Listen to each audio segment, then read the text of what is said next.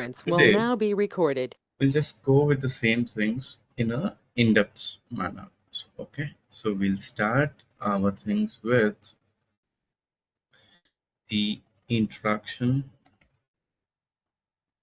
to IT infrastructure. Okay, so let's say before we already know about what happened before cloud. So what are the things that we have done before cloud? Like we used to maintain the servers on the on-premise devices and everything. So let's understand some pros and cons of why we need to jump on to the cloud and where we stuck with the on-premise devices. Okay, so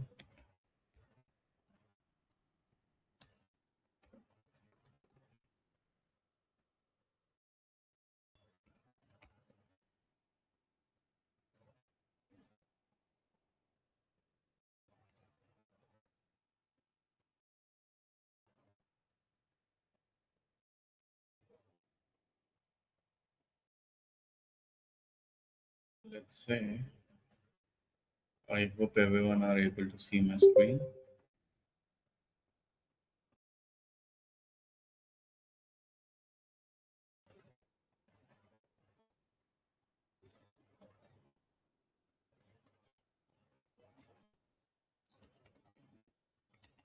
Pros of traditional infrastructure. So when we call it as pros of traditional infrastructure, that means that we are talking about our on-premise infrastructure. Okay. So what are the first pro that we have discussed yesterday? Can anyone answer?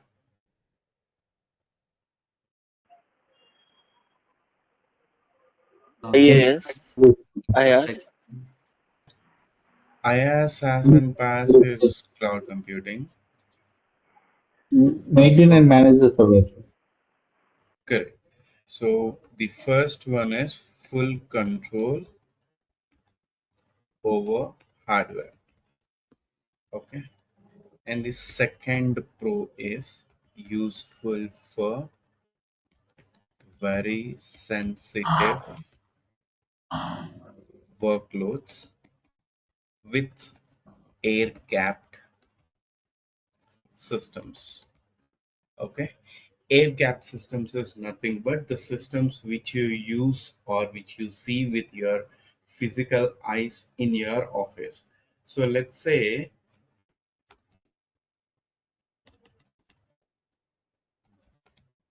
okay, let's say I have a company. Okay, I have a company called Flipkart. Let's take the example of Flipkart and a small branch of Flipkart, we can say. What I will be doing is before the cloud, when I am trying to use the traditional infrastructure, we have the full control over the hardware. That means in my office I'll be having a server or the data center setup. Okay, so I will be having the data center setup in my office. Now this particular server, if we try to connect it with multiple machines,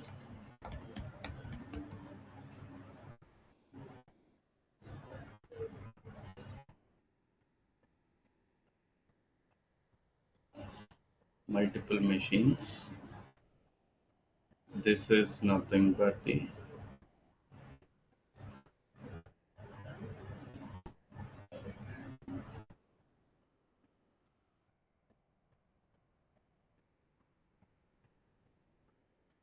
so person A, person B, and person C will be having the access to the server, and even I have the access to the server. Now what is the meaning of full control over the hardware is nothing but I can able to go ahead and I can able to see the server. I can able to make changes whatever I want to install. Suppose let's say person A requires Office 365. I can go ahead and install the Office 365. And person B is working on a different project like Linux, which requires a Linux operating system. Then I can simply go ahead and take one part of server or one part of machine and install it on the Linux server. And when person C wants the Mac OS, even though I can go ahead and maintain that. So with this particular server where I can go ahead and see, or this particular system in my office premises, with the help of this server I can go ahead and install Windows, I can go ahead and install Mac, I can go ahead and install Linux machines. So this is the reason why the pros or the advantages of using the traditional infrastructure that is useful for very sensitive workloads, because the secrets or the sensitive information or the important information, everything will be stored in the office. But for every development or for every technology, how many advantages you have, the same number of disadvantages will also be there. Now let's understand what is the cons of this traditional IT. Can anyone explain me what is the cons or disadvantages of the traditional IT? We discussed this point as well yesterday. High cost maintenance. Correct, correct. The first and foremost thing is high upfront capex, that is capital expenditure. And with what else we can say? We need to have specific team, IT teams, to manage this. Correct, correct. So that Communication. is communication, We got infrastructure. Sorry, go ahead. we got to increase and decrease the memory and RAM and all. Resources. Correct. So that is dynamic. low dynamic, correct. Scalability, that is adding capacity takes weeks or months, and risk of downtime, that is single DC failure. Now let us understand about the differences of this. Now let me take you let's take the server. Okay, let's say I have two servers. Okay,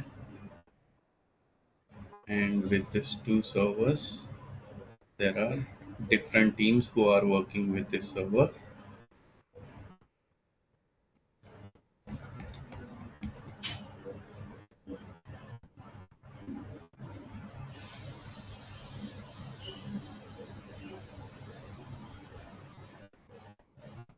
There are different teams those are working with this server.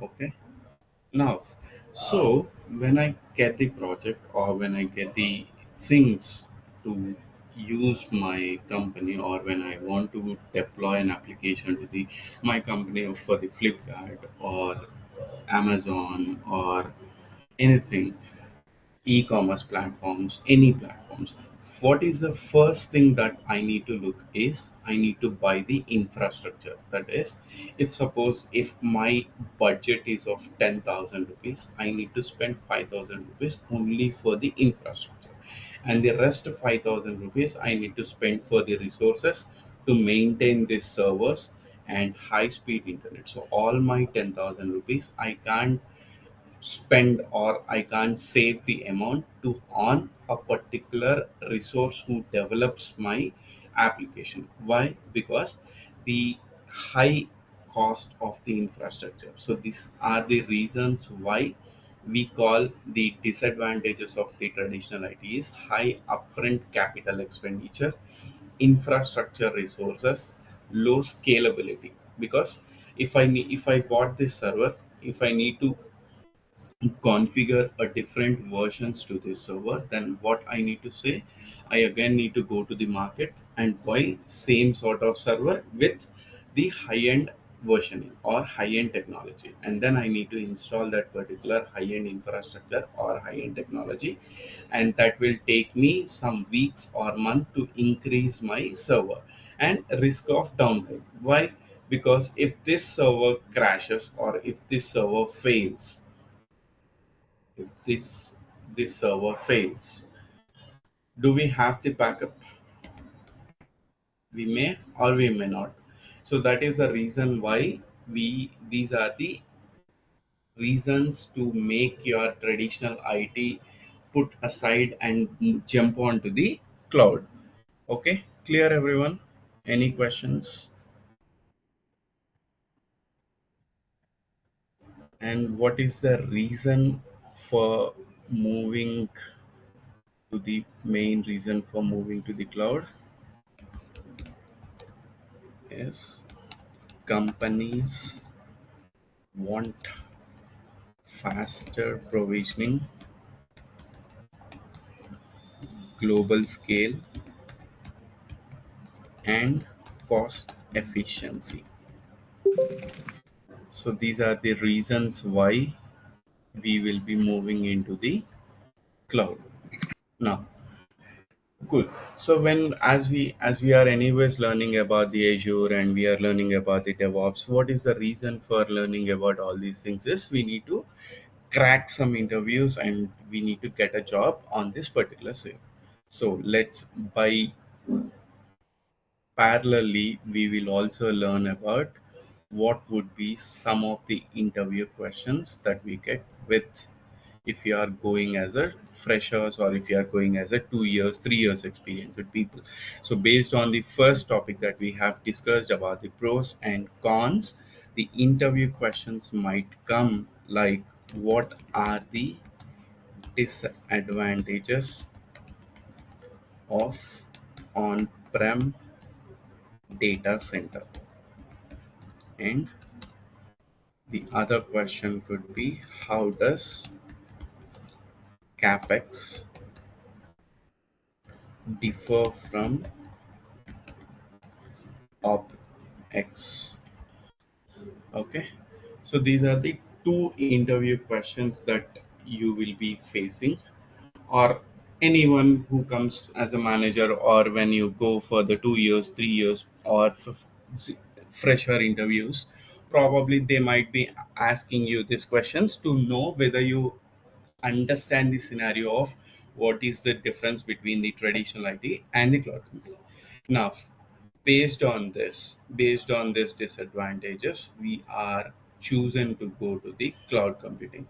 Now, as we discussed about the cloud computing yesterday, can anyone tell me what is cloud computing? What Having is a complete compute capacity uh, in one place where it can serve the customers. okay? Cool. So, in general, if we talk about the cloud computing is nothing but whatever the setup you have in your office, the same setup if you choose in a larger area or larger environment, that is called as a cloud computing. If in very simple language, if I talk about the cloud computing, if you all have the laptops, right? So this laptop is nothing but your on-premise, and the same laptop, if you choose on cloud, is nothing but a cloud computing. So what is cloud computing? Cloud computing means using someone else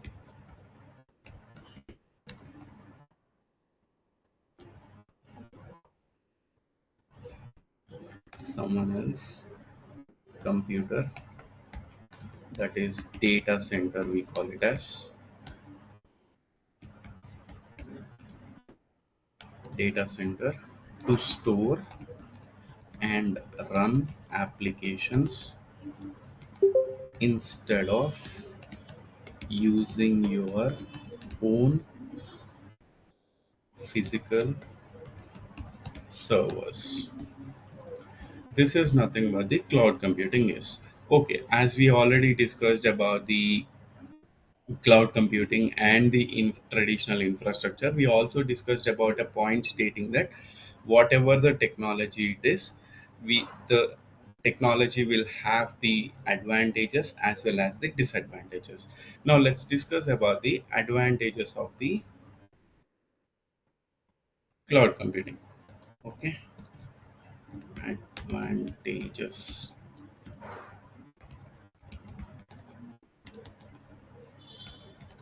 of cloud computing. Anyone wants to tell? Easy to communicate data, Easy to communicate data, correct?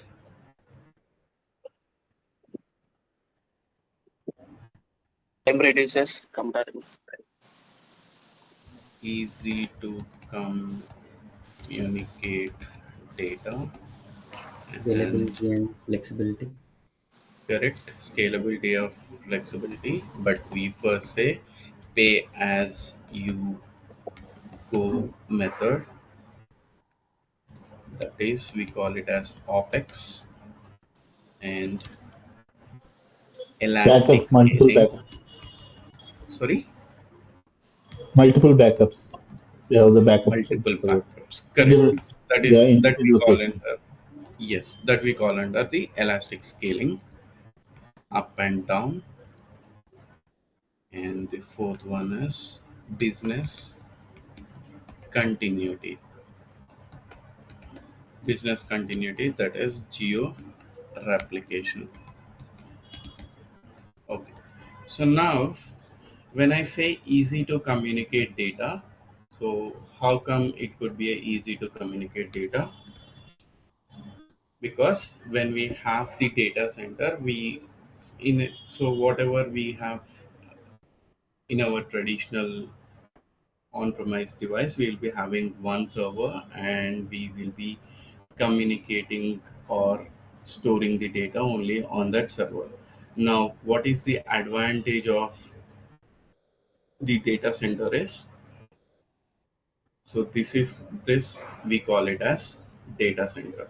Okay, so in a simple scenario, whatever the on-premise setup we have, we will be having only for the one environment, but here the servers or the data center we have is for multiple environments or multiple organizations.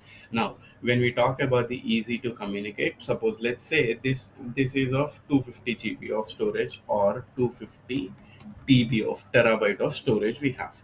Now when we use complete this 250 TB of storage, what happens is it will automatically takes the help of the other server, and it will integrate this data and communicate with each other, so that this 250 TB and this 250 TB, we call it as 500 TB of storage. So the this is called the easy to communicate method. Like it, if one server fails or if one server crashes, we will be having easily the replication of this data, so that we call it as LRS, ZRS, GRS, that is local redundant policies, geo redundant, global redundant. We will be anyways discussing about all these things in our coming classes. But okay, now pay as you go, OPEX. Okay, so now what happens is when we talk about the servers in our on-premise system, we will buy the server. Tomorrow, if suppose let's say this is version 1 server, tomorrow in the market we got like version 10. So when we have this version 10 and our all our applications are working under the version 10, then what we need to do, we must need to go ahead and buy that version 10 into our office. Now what happens over here, the problem over here is the version 1 server is stays there, and we will bring version 2 server as well, correct? Are you guys listening me? Yes. Yeah, yeah. Yeah. So that is called as capital expenditure. But what is the advantage of the using the OPEX? That is, we won't buy servers, we will rent servers. The reason for renting the servers is so to let's say let's have an example. Okay. Today I have a office. Okay. Let's say I have a company and I have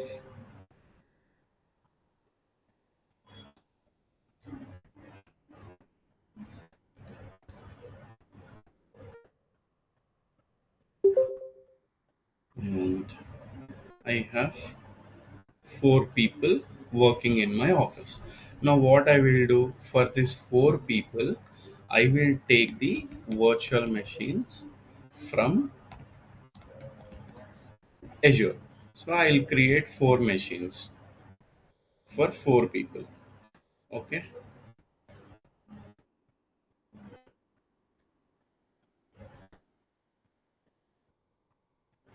So, I'll create 4 machines for 4 people. And for let's say suppose all these 4 machines are costing me around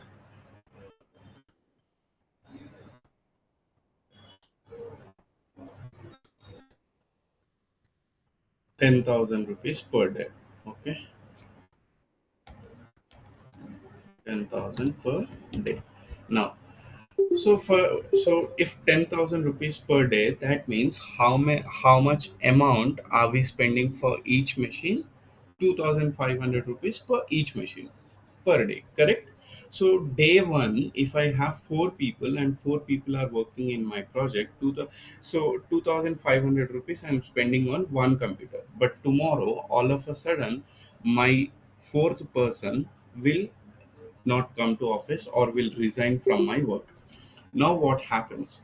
So the second day I won't be spending this 10,000 rupees per day. I will be spending only, how much amount will I spend 7,500. second day? Correct. 7,500.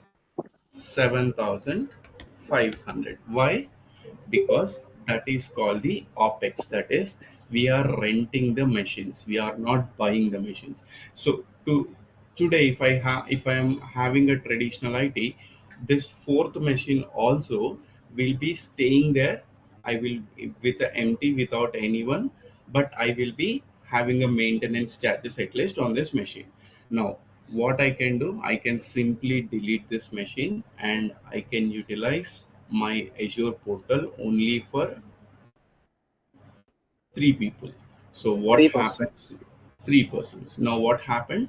My cost got decreased to 7,500 rupees per day. That means day one, if I'm spending 10,000 and all of a sudden if someone loses, my cost will be, I can save 2,500 rupees tomorrow. Okay. Now this is fine. We are downscaling the machines. That is good. What if tomorrow I have a project and I have a very big project and I am hiring 3 to 4 persons extra? What can I do?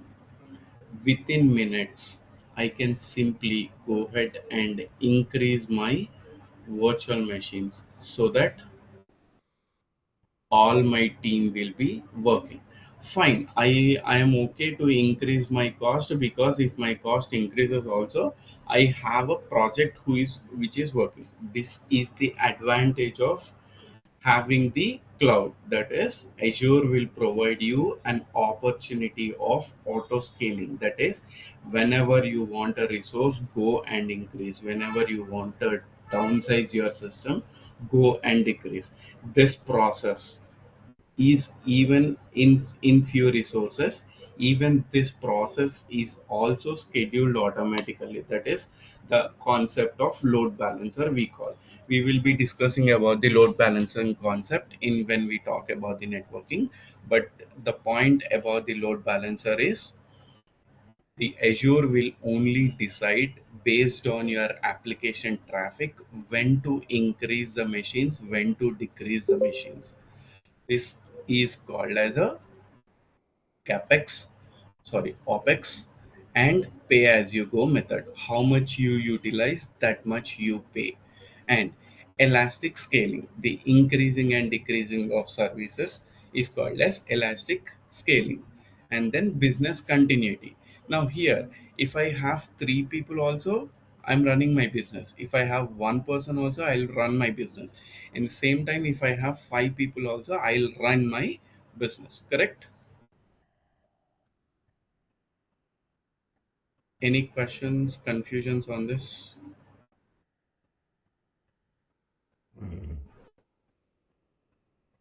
Hi, Kiran. So load balancer means we'll discuss about the server, right? Server load, how we'll manage and all Yes, that is called load. yes, we will discuss about the server, and when we try to create the server, how the load balancer will go ahead and increase or decrease that particular server. We will be discussing about that But in our this, coming classes.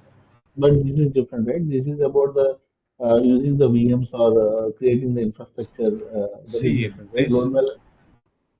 no, even the concept of this virtual machines is also a point of load balancing.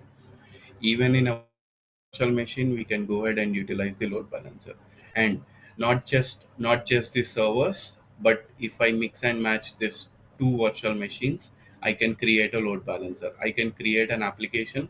I can make this virtual machine as primary and this as secondary using the load balancer. And whenever my traffic increases, I can shift my traffic from primary to secondary or secondary to primary and make my application 24 by 7 available with zero latency or a minimal latency. Okay, okay, Kiran. Okay, everyone clear? Is it confusing?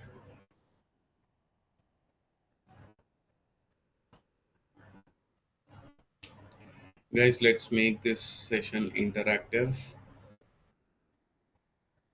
So if you have any questions, go ahead and ask. If you have any doubts or if you have any confusions, let me know.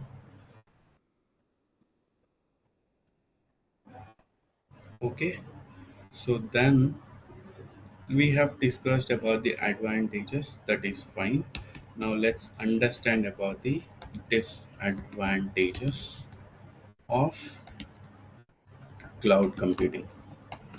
So we have very minimal disadvantages, that is ongoing opex costs can rise if not got monitored.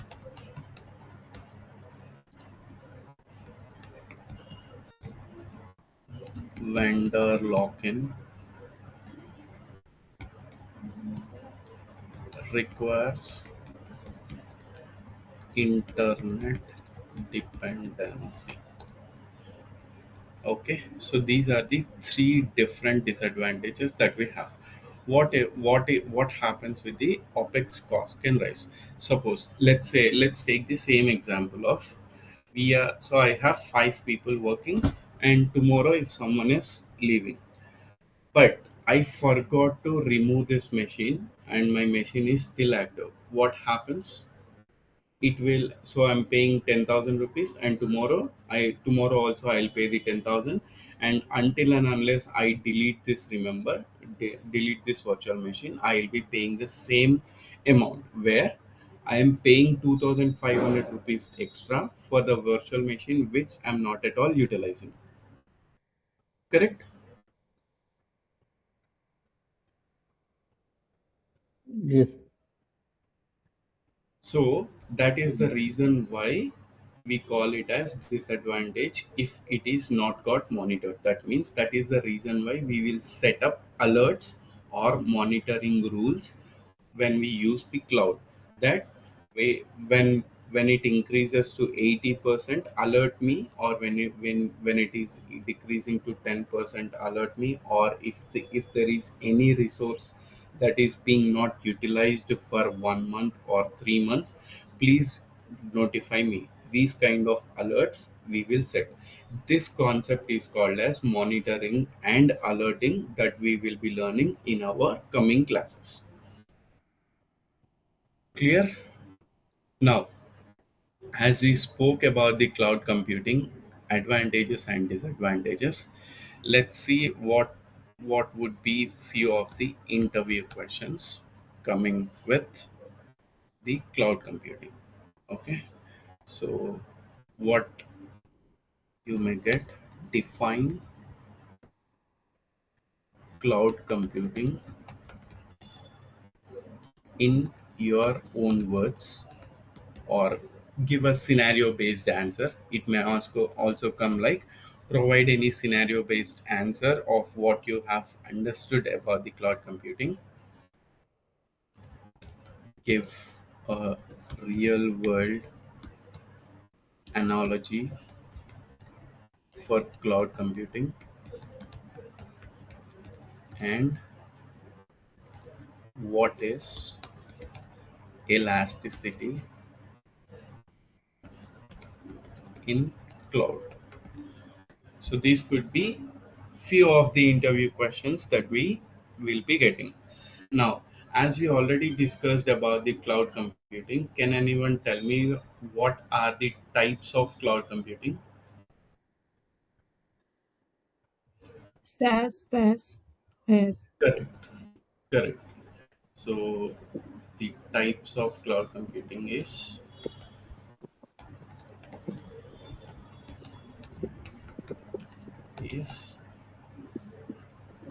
IaaS,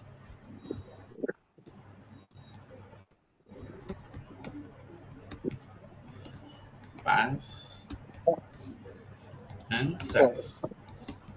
Okay. So what is called IaaS? Infrastructure as a service. Infrastructure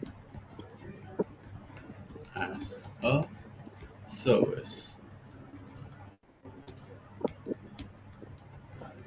Service. Now, what are the pros that are advantages of using IaaS? Is flexibility. Entire cloud system. Yes, entire cloud system, that is customization. We call it as flexibility. Okay, flexibility near bare metal control.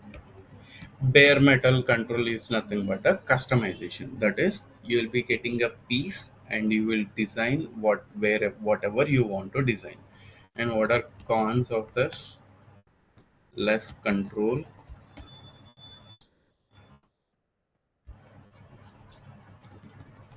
you cons is you manage OS, patches, scaling. Okay, so this is nothing but IaaS. That is, if I take the example of a virtual machine, if the let's say this is a virtual machine. Now, to create a virtual machine or to install a virtual machine, what are all the things that we require to create a virtual machine? First, we need to get the virtual machine from Azure, and then install operating system into it, and then install required patches into it. Correct? What are the steps that we will be requiring while creating the virtual machine? We Get need infrastructure, get data. VM from Azure, install OS, that is either Windows or Mac or Linux, and install OS, and then install applications, that is either IIS, Apache, Tomcat, or Office 365. Install patches, install security patches, and install maintain application. So these are all the things that we require when we try to use the virtual machine as IaaS service. So this that is the reason. Okay, now tell me, I know how to write a code, but I don't know how to install the OS, and I don't know how to install the applications and all those things. So that makes me very hard to use my application or to deploy my application. That is the reason why we have this PaaS services. That is, the next service is called as PaaS. What is PaaS? Platform as a service. Correct. Platform as a service. Now, this platform as a service means the services that we utilize without any backend maintenance. The backend will be taken care by Azure. Now, pros. What are the pros for this? Focus on code only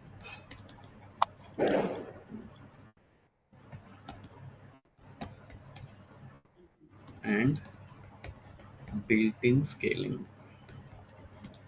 That is called as auto scaling. Cons. What are the cons for this? Less control, vendor specific. Okay, so let's say why we will be using this virtual machine to deploy our application. So that is like if I have the Flipkart application, or if I have the Amazon application, or if I have any Zomato application, I will be installing the deploying the application on my virtual machine, right?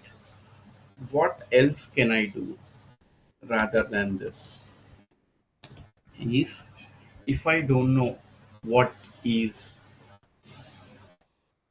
what is virtual machine or how to install a virtual machine, I can go ahead and take the app service. So that is web app. Now, what is this web app called as? So whatever you do, like get a virtual machine, install a virtual OS, install applications, install security patches, maintain application, and so this, except the fifth step, all these four steps will be included into this pass services directly from the backend. Now, this web app consists of the back end of the web app will also be a virtual machine or will also be a IaaS, but the only point is we can't able to see that virtual machine and we can't able to see that IaaS services. But what else we can do with this? Come on guys, tell me what else what can we do with this particular app services? Only maintain the application. Correct. Maintain Well, application, deployments. deployments, domain services, accessing, attaching domain, and focus only on code rather than infrastructure part. Correct. So what is the advantage of using PaaS rather than IaaS? Because as we don't have the installations, or as we don't have the worries for installing a server or auto scaling or patches, we can simply concentrate much on our code and we can deploy our services directly into the PaaS services. That is an added advantage, but at the same time, as I already mentioned, for every technology you will also have the disadvantage. Now the disadvantage is less control. Correct, right? If something happens in the backend of the app service, we can't go ahead and check what's happening in the backend because it is maintained by the Azure. We again need to raise the ticket to Azure and Azure will come and help us. That's again a different story. Now, the other one is vendor specific. Why we call it as vendor specific? Suppose let's say we are using the Azure and I'm installing the web app on the Azure portal. Now, if Azure is not supporting Mac OS or Linux OS, can I go ahead and take the web app and install on apps or install on Linux or Mac?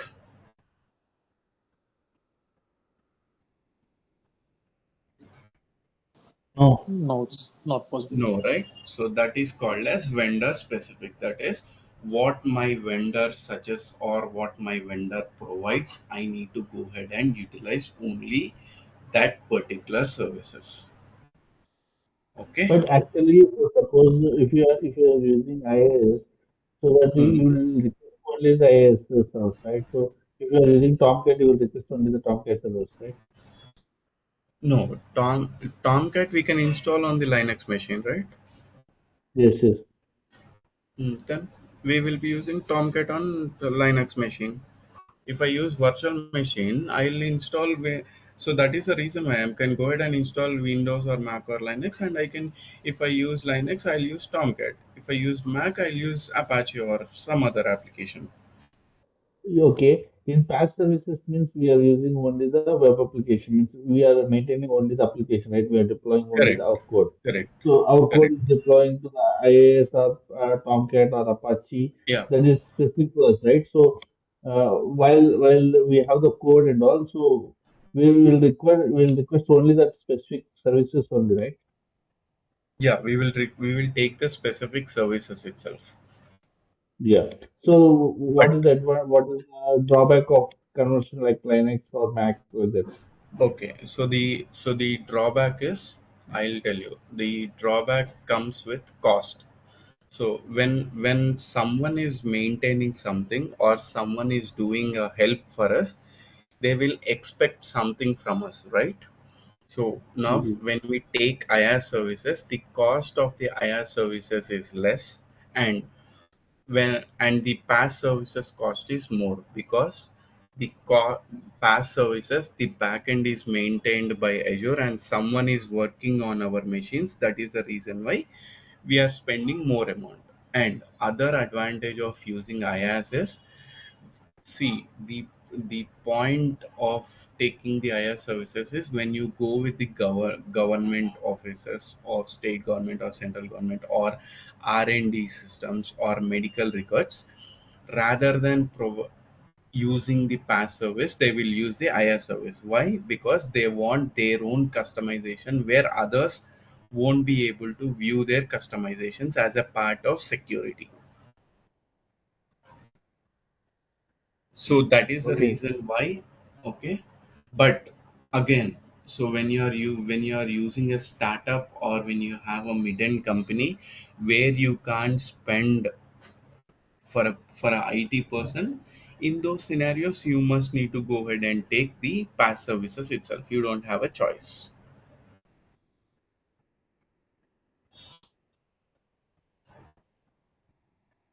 Clear? Clear, clear. Now the next one we have, what is the other cloud computing that we have? That is Software as a SaaS, service. software as a service. Now, what is the software as a service? Pros: quick adoption, zero maintenance. Cons: what are the cons? Limited customization,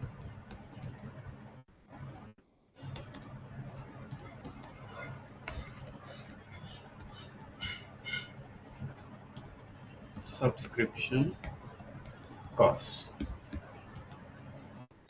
So these are the advantages and disadvantages of SaaS. That is quick adoption, zero maintenance, limited customization, and subscription costs.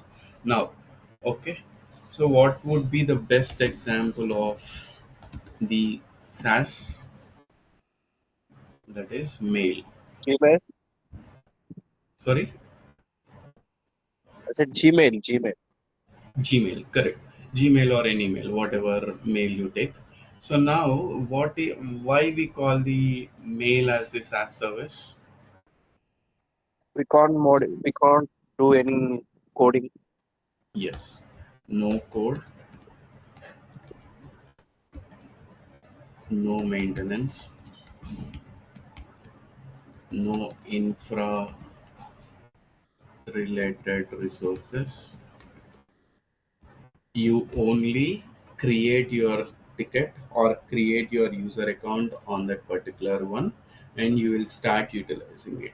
And when we call as limited customization, when you open Gmail, what happens? You can, if suppose, let's say I have opened my Gmail. Now on this Gmail, I can go ahead and make this inbox or make this add labels, create labels. So whatever these are few of the customizations. I can open compose my email, add to subject or whatever it is, and add attached documents. All these are few of the but can I able to make this inbox name as outbox or inbox name as my own name? No, right? And if sent, can I change this sent name? No. Can I change the name of this drafts? No. I can still use all these services, but I can't go ahead and make changes of these names. Or can I simply go ahead and use these inboxes to my right side and the details of tasks and calendar to my left side? Can I go ahead and do that? No, we can't No, do it, right? Correct. So that is the reason why we call limited customization and subscription cost. The subscription cost is nothing but, suppose let's say in the same Gmail account, we will have a 15 GB of free services.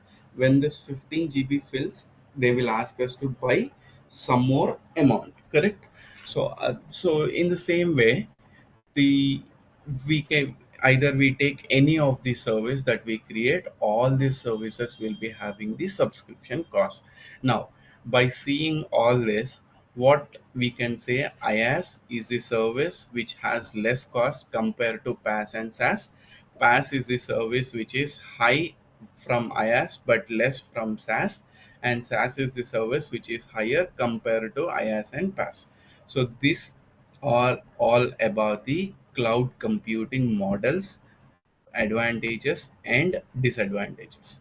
Now what would be so what I would suggest, or now you may ask a question like, okay, we have three different clouds and we have cloud computing, but what would be the best service to use or when to use this service? I would say startup can use IaaS for VMs. Dev team, developer team can use PaaS services for app hosting, and enterprise team can use SaaS services like Office 365.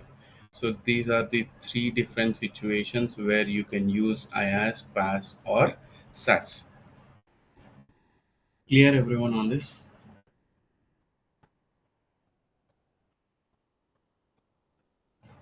Any questions, confusions?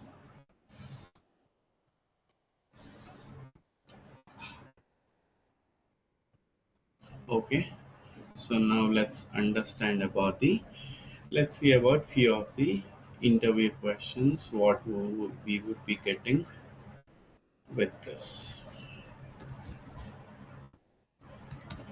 That is, differentiate IaaS, SaaS and PaaS with examples. Where would you place Gmail? Which model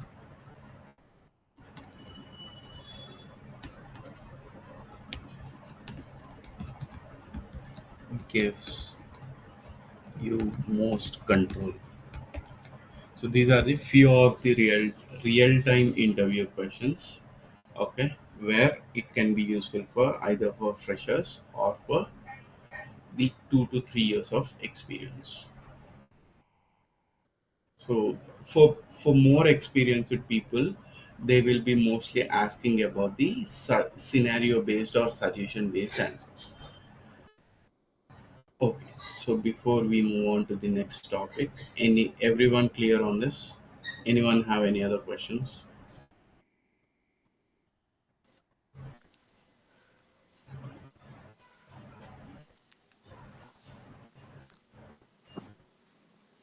Guys, I want response from everyone.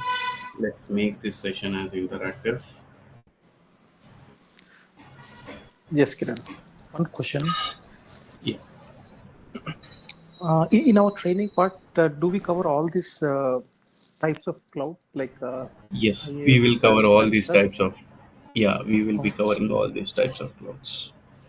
okay. Because infrastructure required some other experience, so Correct. that's what I'm Correct. like. Mhm. Yeah. So the Okay. see that's what the point is. As this is a first class, we are discussing about the what are all the clouds we have and how the Azure works, and to make you understand or to make you give you a confidence on attending the rest of classes, so that if you see, okay, these are all the different types of things that we have on the Azure part, you will get a confidence stating that, okay, now I have a clear picture of what Azure is. And tomorrow when you start deep diving into these scenarios, you will be relating these things. Okay, that day we discussed about IaaS, now we are creating a virtual machine. That means this is the reason why we call virtual machine as IaaS services. You can relate your answers. Mhm. Got it. Okay. Anyone, any others have any other questions? Yes. Yeah, sorry.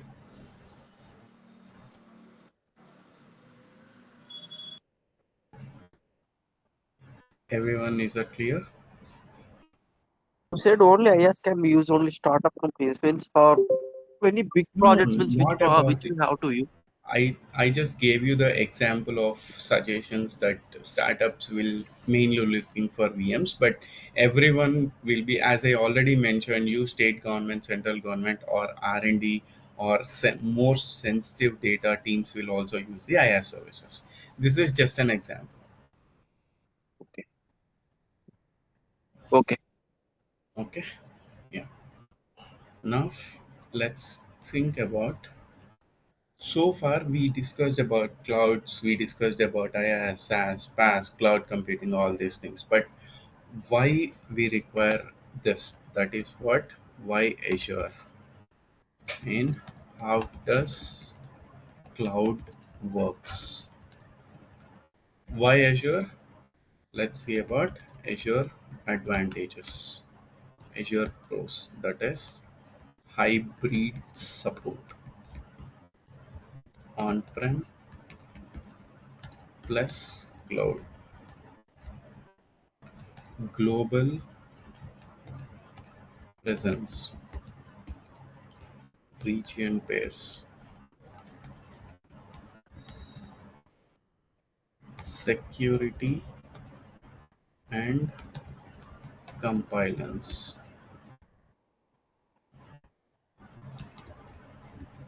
integrated ecosystem, that is M365, DevOps, GitHub. So these are called as advantages of using Azure Pros. Now, hybrid support. What does this mean? Hybrid support is nothing but, suppose, let's say you have a server in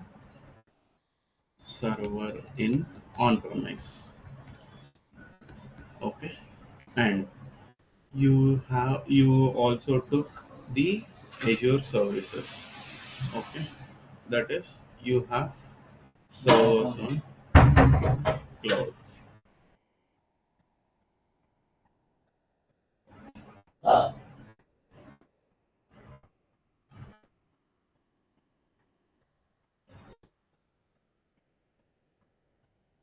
servers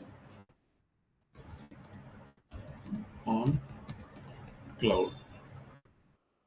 Okay, so we can interconnect the servers from on-premise to servers on cloud, and we can use both of this. Like when we have the, we can utilize the servers, and we can copy the data on the on-premise server. At the same time, we can copy the data on servers. We can utilize Active Directory of the on-premise. We can use Azure Active Directory as well.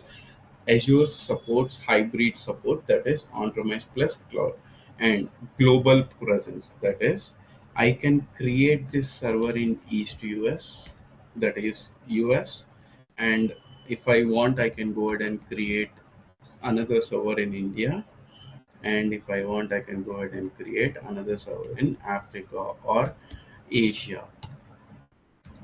But still, I can sit in I can sit in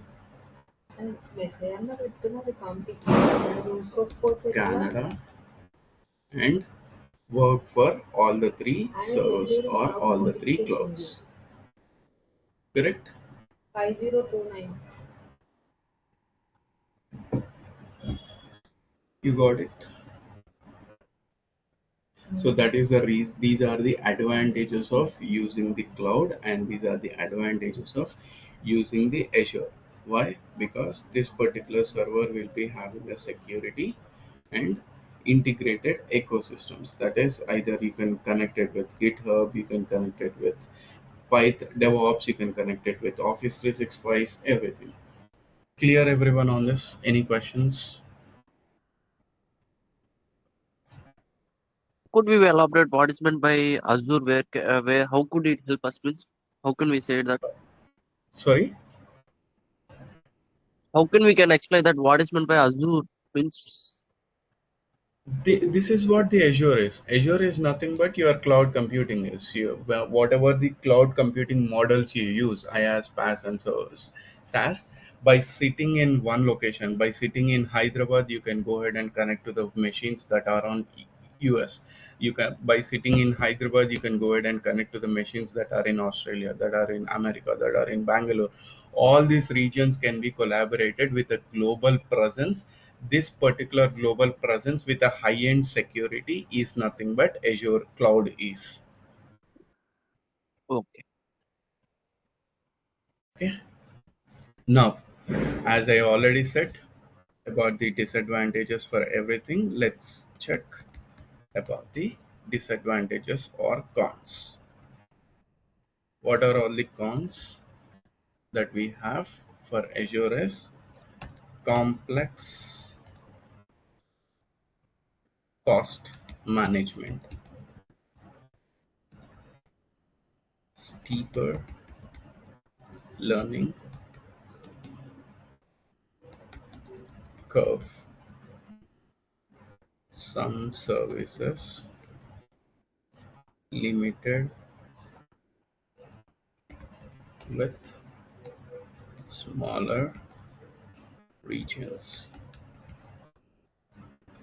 So this is the reason why these are the disadvantages of cost Azure, that is complex cost management. Why complex cost management? Suppose, let's say I have a server traditional in my on-premise. I'll buy this server and I'll utilize this server. But if you take the example of server on the cloud, if you use a server, so for version 1, you will be having one cost. For version 2, you will be having one cost. If you use 200 GB, you will be having one cost. If you use 300 GB, you will be having one cost. If you use 10 services, you will be having other cost. If you are using 100 services, the cost will be different. We will be having reservations. You will be having the multiple areas. Each and every part is split into some or the other sort of amount. That is the reason why for cons we call it as complex cost management. Steeper learning curve is you need to learn more, but the understanding of your learning will be in a different scenario. Suppose, let's say, if you start learning about the web app, tomorrow there will be a function app. If you start learning about the function app, tomorrow there will be some or the other advantage of using a function app. So it's a steeper learning curve. Every time you need to learn something before utilizing that particular service. And some services are limited to smaller. That is, there are few virtual machines where you can go ahead and install only on India region. There are few virtual machines we have very less availability groups or availability regions. So these are all the disadvantages of Azure. Clear everyone on this? Any questions? Okay, so why companies trust Azure is why today Azure is the leading service cloud provider in the market as companies prefer Azure due security. to enterprise trust,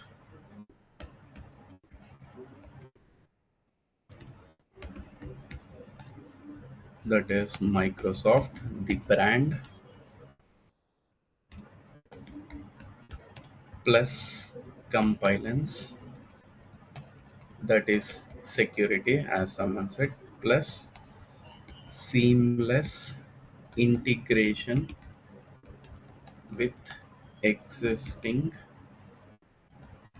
IT stack, that is existing environment. These are the three main reasons why people try to choose Azure, and most of the companies are started using the Azure cloud and migrating from different clouds to Azure. Clear everyone on this? Now let's understand about some of the interview questions on this cloud. What would a company choose? Sorry, why would a company choose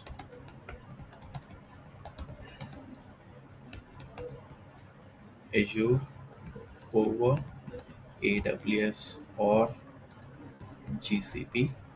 You will be getting this real-time question when you attend a solution architect positions or multi-cloud job roles.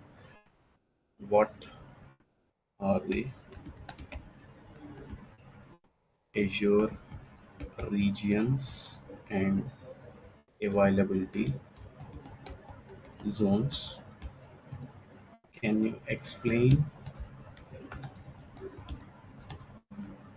how scaling happens in Azure? These are all the questions that might come when you attend a real-time scenario. Is that clear everyone on this part?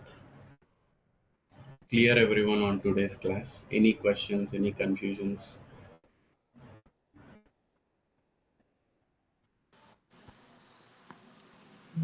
One question, Kiran. Yeah, Like there are multiple, as you said, the AWS and Google, right? GCP. yeah, So correct. if we learn into the Azure, then can we able to switch easy to other cloud computing as well, or it will be different scenario for each? No, the background of each services are same.